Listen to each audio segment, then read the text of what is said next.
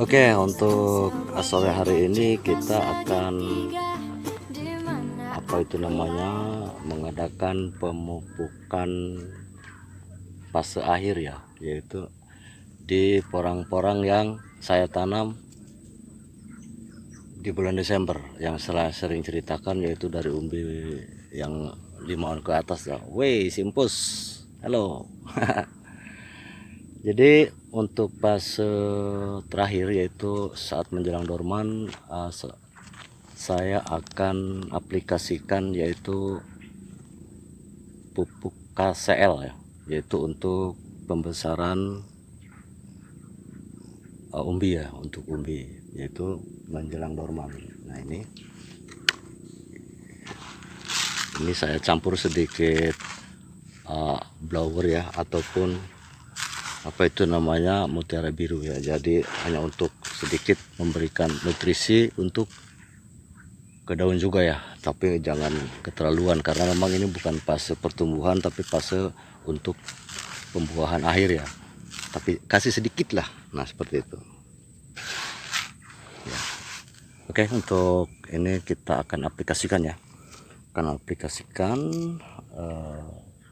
pupuknya mumpung udah agak sore ya, bukan berarti harus sore ya, tapi rada adem ya, jadi oke, nampak di depan kita semua masih yang dalam fase masih agak sedikit pertumbuhan ya, mungkin menjelang bulan 5 nanti atau bulan 6 mungkin sudah apa itu ripah.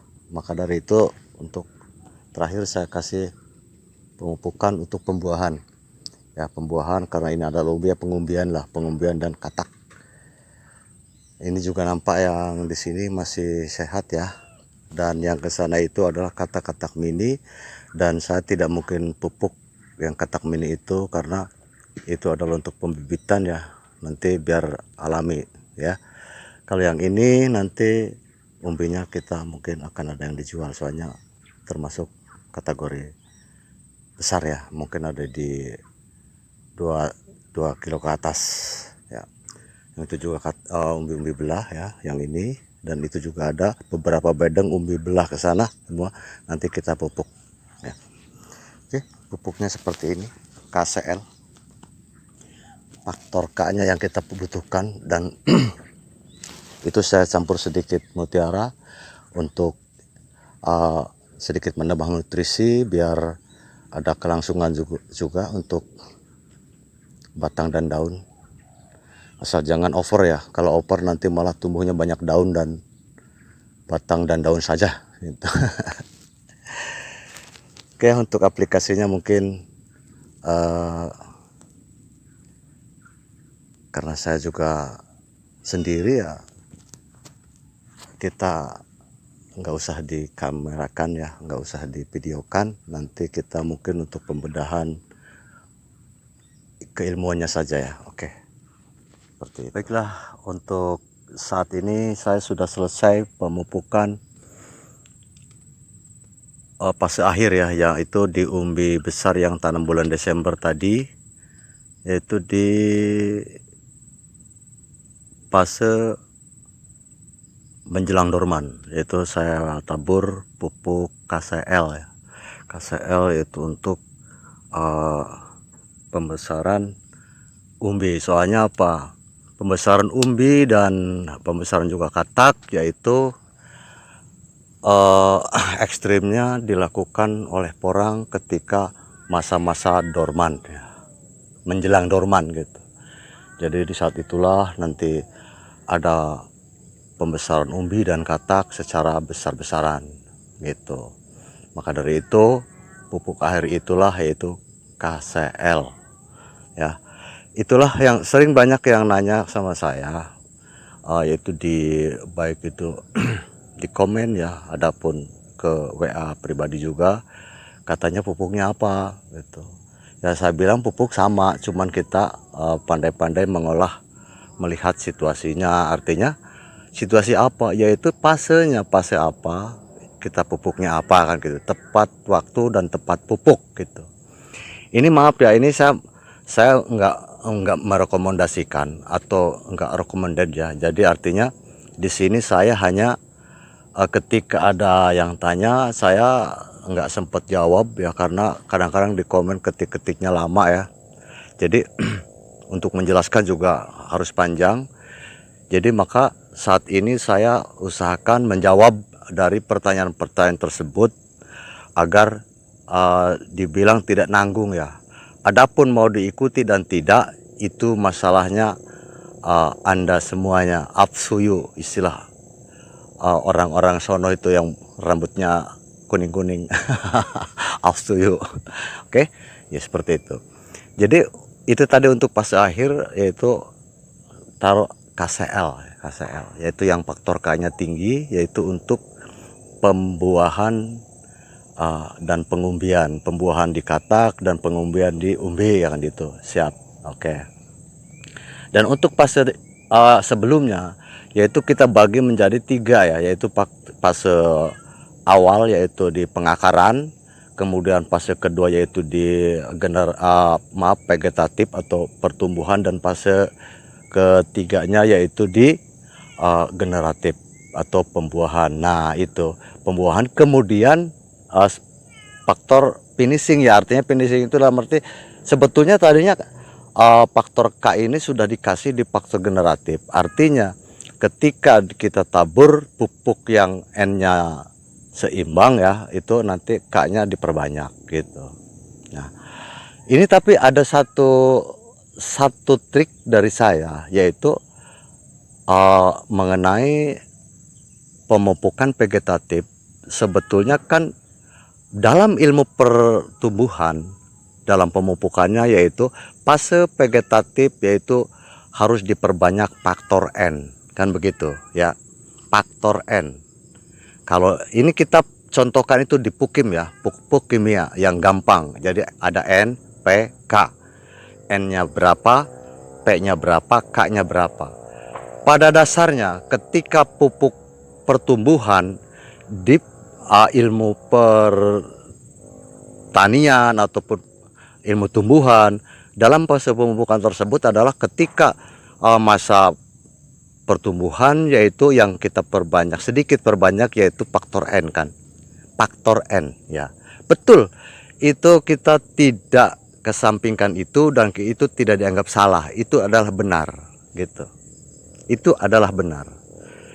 Nah, ini satu nih, ini saya yang bedah ini saja ya. Jadi istilahnya ini adalah apa itu namanya, mungkin kunci rahasia ya sebetulnya. Oke, tapi nggak apa-apa, biar semuanya kita jelas. Ini untuk pribadi saya, tapi tidak recommended ataupun tidak merekomendasikan, biar nanti tidak menjadi perdebatan ya. Jadi wah ini fokusnya ngawur gitu ya, silahkan.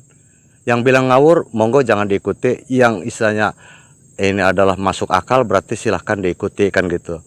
Jadi dalam fase pertumbuhan yang diperbanyak itu adalah faktor N. Kalau kita NPK itu berarti N-nya ditambah. Kalau ini 16, N-nya ditambah. Ya kan gitu. Ditambah dengan apa? Dengan yang mengandung unsur N. Dalam pukim umumnya unsur N itu adalah urea. Maka ketika orang pemupukan dalam fase vegetatif, biasanya NPK dicampur urea. Jadi ureanya nambah N-nya. Jadi itu yang benar kan gitu.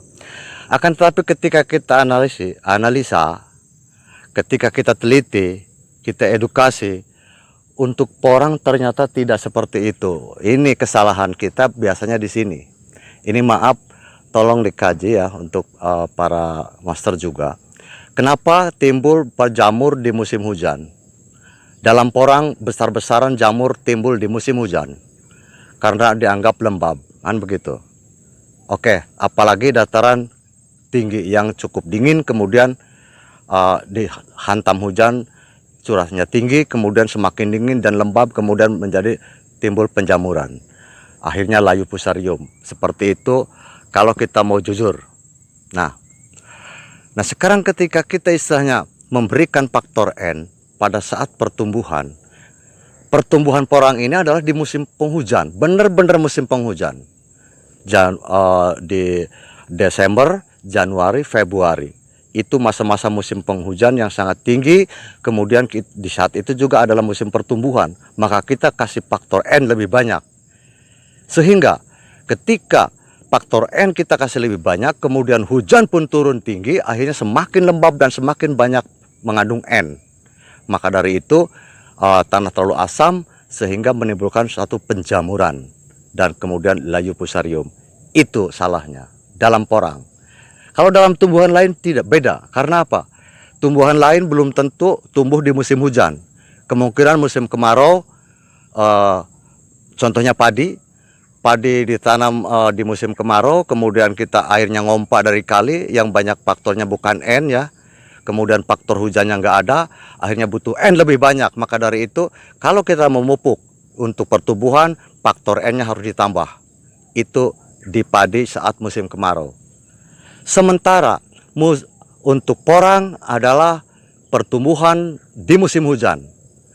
Kita tanam bulan 10, bulan 11 akhir pada tunas, kemudian ketika itu Desember sudah tumbuh batang dan daun, kemudian kita harus memupuk untuk pertumbuhan. Disitulah kita faktor N dibutuhkan. Menurut ilmu pengetahuan bahwa faktor N itu dibutuhkan di situ. Maka ketika itu petani mayoritas membutuhkan menambah N. Nah, salahnya untuk porang adalah pertumbuhannya di musim hujan. Hujan curahnya tinggi, kemudian istilahnya dikasih faktor N juga atau pupuk yang ada N-nya lebih diperbanyak, akhirnya tanah terlalu asam. Ya kan?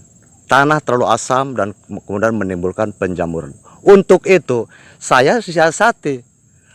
Untuk ketika faktor pertumbuhan tersebut, justru saya N dipersedikit. Contohnya, kalau kita pakai NPK, dicatat ini. NPK. Kalau NPK 16 berarti itu rata. Ini 16, ini 16, ini 16. Nah, maka ketika mau ditambah, kita ketambah urea gitu. Nah, justru sekarang kita balik. Kita jangan mencari faktor N yang banyak untuk porang di fase pertumbuhan di saat musim hujan. Hujan curahnya tinggi gitu kan. Nah, terus seperti apa?